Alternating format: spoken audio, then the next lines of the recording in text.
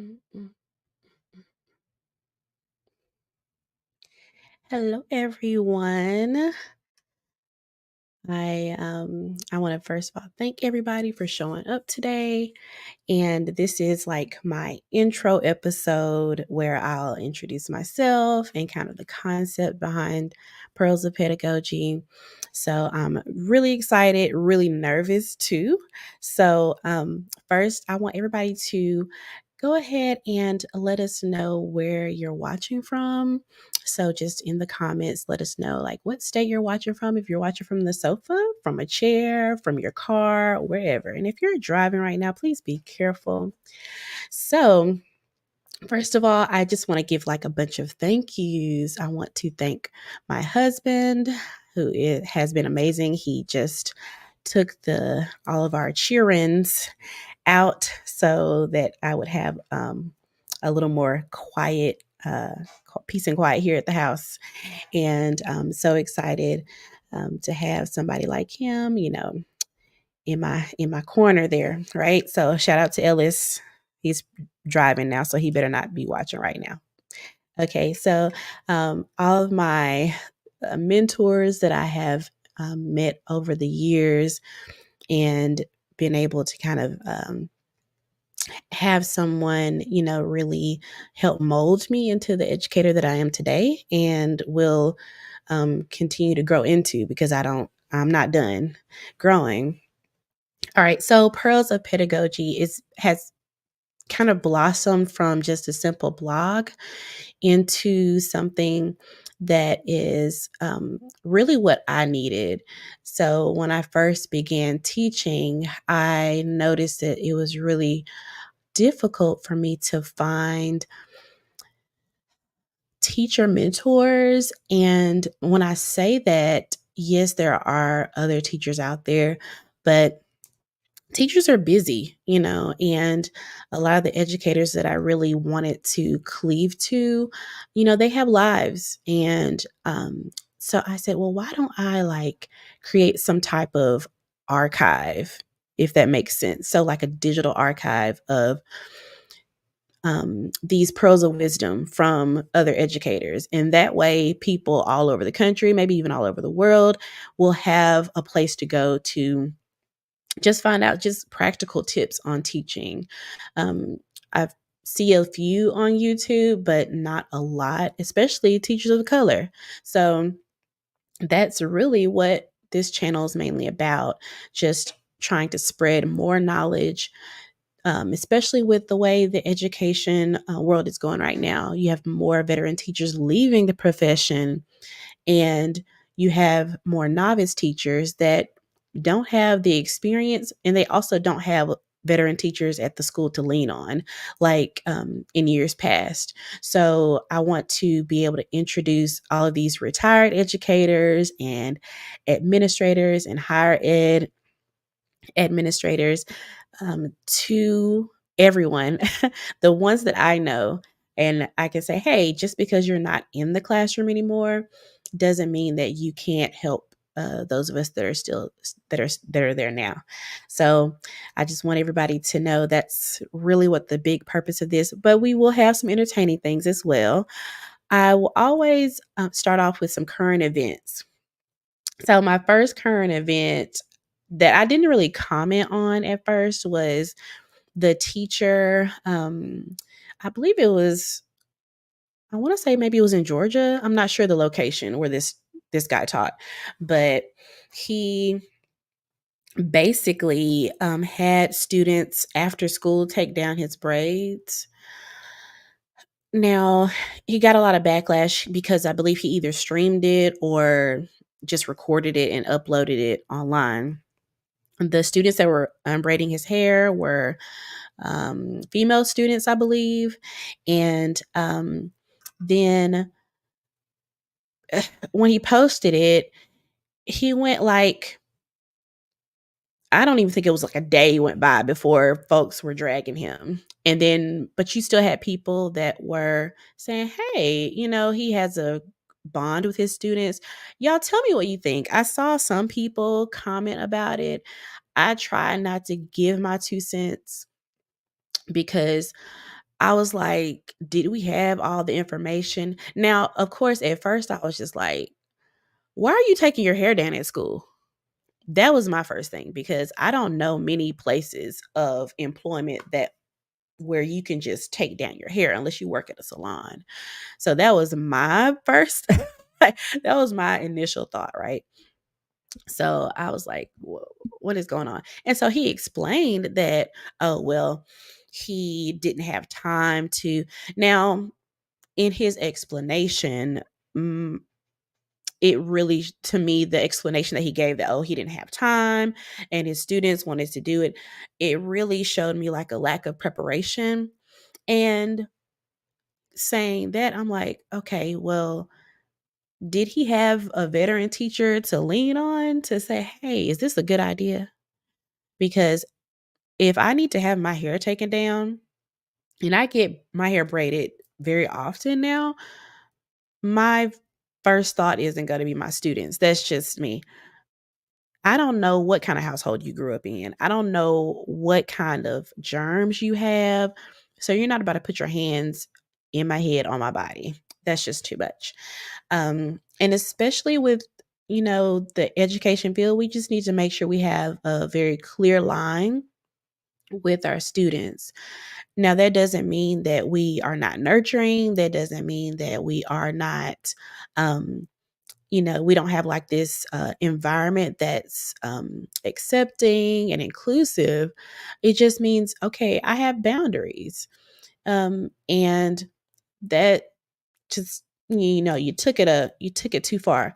Now, after saying all of that, you also posted it online. So even if you're going to do something like that, because I'm not going to say every teacher, but there have been, I've made some mistakes in the classroom and I was like, oh, thank you, Lord, that that wasn't on camera. Nobody was in here observing me because I totally screwed up. Let me reverse this, right? So he posted it online. And I'm thinking what type of disconnect there was because every teacher that I know that's certified has to take a totally separate exam, and it has to do with being professional in the workplace, right? So, hey Jasmine, be careful out there driving. Hey hubby. Aw, thank you so much, Jazz. Be careful out there. Um, Thanks, Joseph. Thank you so much for commenting. All right. So my whole thing is like, why would you post it online? I just I just couldn't believe he did that. Like, but with I just keep going back. Why would you post it online? But anyway, every educator has to take an exam. And I think it's called like the PPR, like the principles of professional like ethics. It's basically a test where you answer questions and it assesses your knowledge of being professional as a teacher.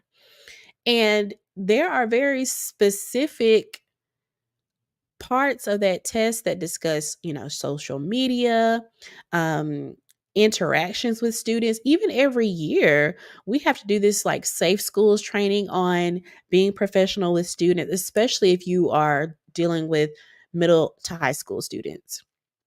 Um, I'm a middle school teacher, and there, I have like a rule, a hula hoop rule. Give me a hula hoop. Don't come around me touching me because I just don't like a lot of people touching me.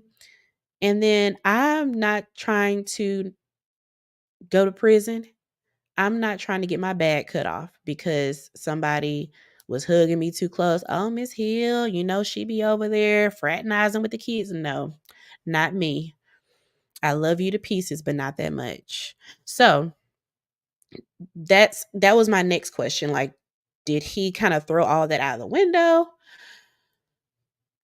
It just really made me question it. And it really made me feel bad because we need male teachers. So you just kind of threw that out there and kind of threw your career way at that particular school. So it's it was really, a shame that that happened. And people were like, "Oh, he shouldn't have gotten fired." Whether or not we feel like he should or shouldn't have gotten fired, that's really not my place. I'm not taking, too often we have people kind of trying to take the place of principals and administrators in school, telling them who should and should not be working in a school. I don't care if it's a shortage or not. Not only is there a shortage of teachers, there's a shortage of highly qualified teachers. You have school districts out here hiring people off the street, and nobody's really up in arms about it. Teachers can't be up in arms. I can't go protest that, I don't like it.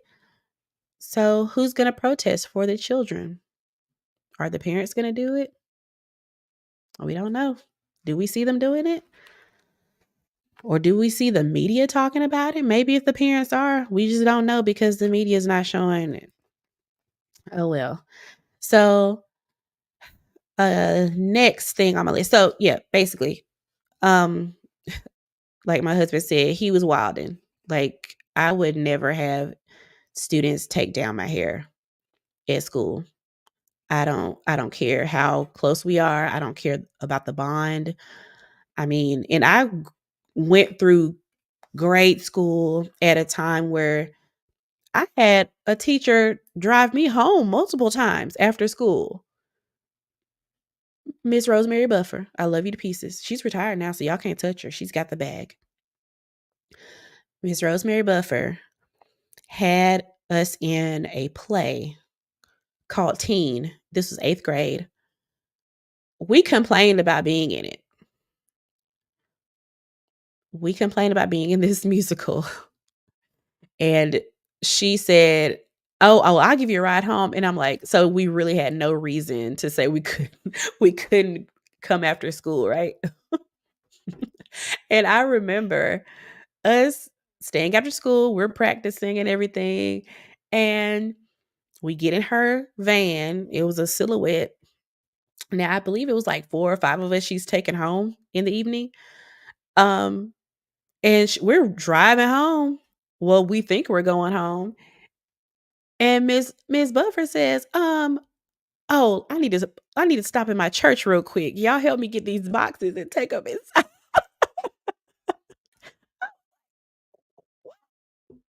But we got snacks afterwards. Now, that was what, like 97, 98, I think.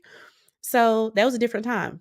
Now, people nowadays, of course, you could never do that now. Like you could not just put kids in your car and just drive them. Say you're going to drive them home.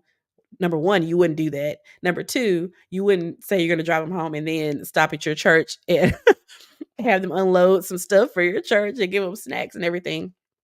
We had people kind of ruin that sense of community that I think is really valuable when it comes to schools. But but now, like, I don't know.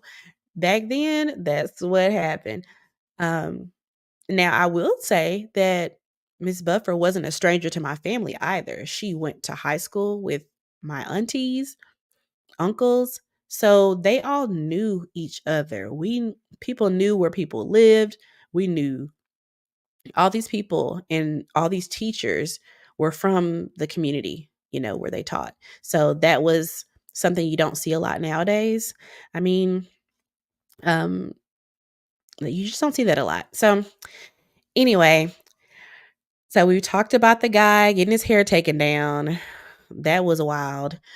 And um talked about how, it's a little different for teachers nowadays.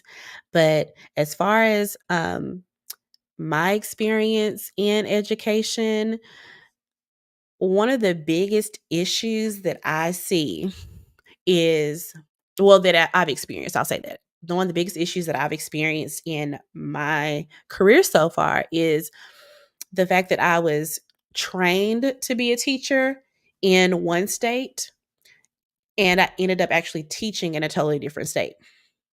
Now, so I was trained to teach in Alabama at the illustrious Stillman College and in Tuscaloosa, Alabama.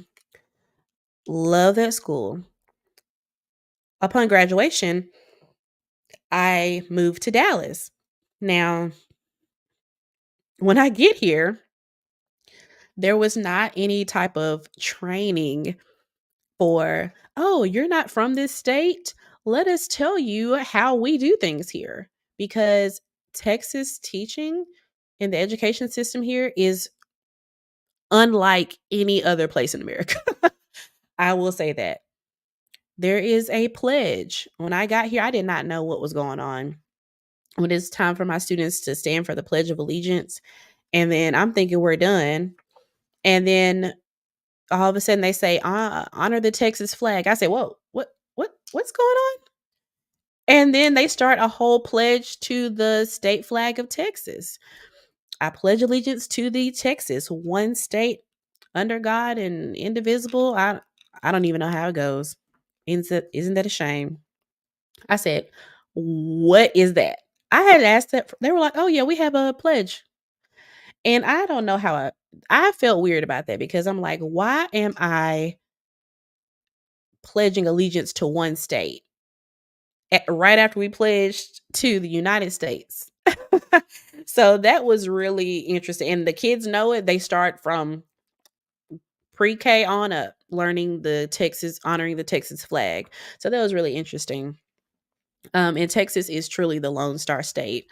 People here are very, very about, their own. So it's very interesting. But that, and then also there's a state test where called the STAR test. We didn't have anything like that in Alabama when I grew up. So there was not a state standardized test that dictated whether you passed or failed. Okay. Um, but here, when I got here, there was a lot of testing anxiety, and I didn't know why until I had a teacher explain to me, hey, well, basically, if they don't pass this test, they don't go to the next grade. Can you imagine how stressful that can be? So that was really different for me. And then what I needed was somebody to kind of help guide me through this. And I didn't really have anybody. So that's how Pearls of Pedagogy began, how I started thinking of, what can I do? Like, how can I um, really find help for myself? But then when I found that there were other teacher friends that I had that were also at schools where there weren't a lot of veteran teachers, I said, okay, something needs to give. I kept dragging my feet on it though. So here we are, Pearls of Pedagogy, the podcast. We're just going to stream live, and I'm going to have it every weekend. Tomorrow, I am interviewing some amazing educators. I'm so excited. So it'll be tomorrow, same place, same time, 5 p.m. Central. And I'm so excited about that. Um, so today, like I said, it's just a little short episode introducing myself. If you're watching right now, during the live stream, make sure you drop a pencil. And if you're watching the rerun, which will be posted on YouTube at Pearls of Pedagogy, just give me a little thumbs up. So make sure you subscribe. But I'm going to have some really awesome people in for interviews starting tomorrow at 5 o'clock. So Sunday will be my first round of interviews live. So I stream on Facebook and I stream on YouTube. Hey, Catherine. Hey, Jaleri. Thank you so much. Um, but right now, that's really all I have. Does anybody have any questions? Y'all can drop them in the chat. Hey, Catherine. I love it. And my line sister Bree. I'm loving it. Thank you so much for coming in. Yeah, that's my education journey. And y'all, next school year, I just signed a new contract with my school district. So I'm going to be back in seventh grade. Um, oh yes, Miss Hill, Miss Gladys Davis Hill. She said mentors are very much needed for educators as well as many other professionals. Yes, you are so right, because I mean, people just don't realize how important that is. And not having a mentor, if you don't have a mentor, some type of mentoring program at your place of employment, whether you are a teacher or a doctor or in a law office, like, what are you doing? You definitely need somebody to show you the ropes. And if you're a mentee, you got to be humble. I'll go ahead and say that. If you're not humble and you just think you know everything, you're not going to get far. I had somebody very that I respect a lot, that's very accomplished, who said, never be the smartest person in the room. Like, don't strive to be the smartest person in the room. When you're like that, if you strive to not, be the smartest person in the room, you're always going to grow. You're always going to run into people that are going to be able to teach you something. And you got to do that. And it's really rewarding. Like, all the people that I've met over my lifetime, and I've, been humble enough to accept the fact that, hey, they have been here longer than me. They know more than me. Why I need to probably take heed. Now, now I have met some crazy people. Maybe I'll call them out on one of these shows. Maybe I won't. If you think I should, let me know in the comments.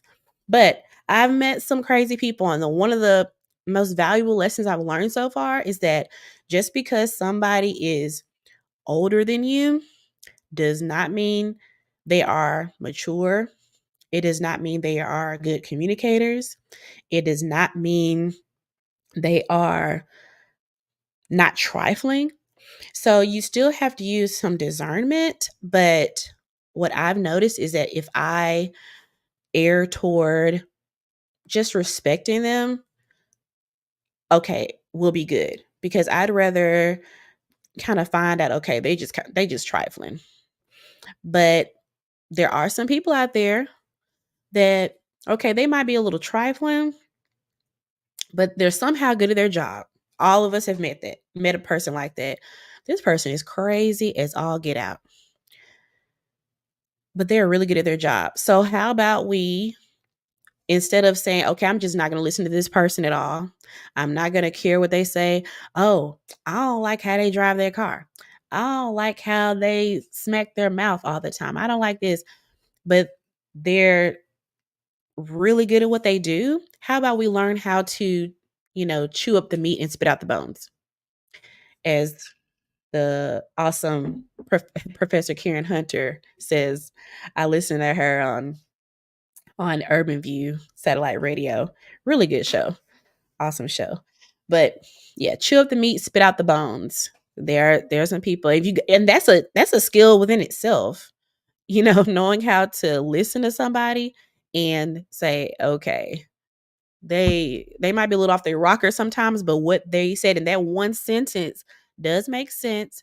Now, that doesn't mean I'm just gonna validate every single thing they say from now on, but that one thing they said that one time helps me for this one thing this one time.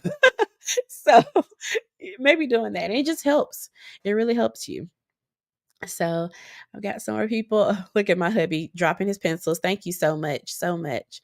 All right, so I'm gonna keep this short.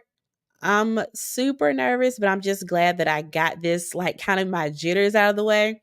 Tomorrow, I'll be back to interview some amazing teachers, and y'all have to come back and just hear their stories. I've got one teacher that has been in television before and is currently acting and traveling. So that is amazing. And she just got a bunch of her student loans forgiven. And I'm definitely going to be asking about that, because you other teachers out there, if you got some student loans forgiven, you might learn something tomorrow. You might learn something tomorrow, because as the gospel song says, let some drops fall on me. Lord, I hear of showers of blessings. When I hear about showers of blessings, I got to get around it. Something. I might get one drop on me, y'all. Okay. All right. So come through tomorrow. Get some pearls of wisdom. Tell your teacher friends, especially if they're still in school, to become a teacher. I'm so excited about this show, you guys. Episode 2 tomorrow. Some amazing interviews. Y'all, I love this. I love this. I love this. Y'all, I'll see you tomorrow. Same time, same place. See ya.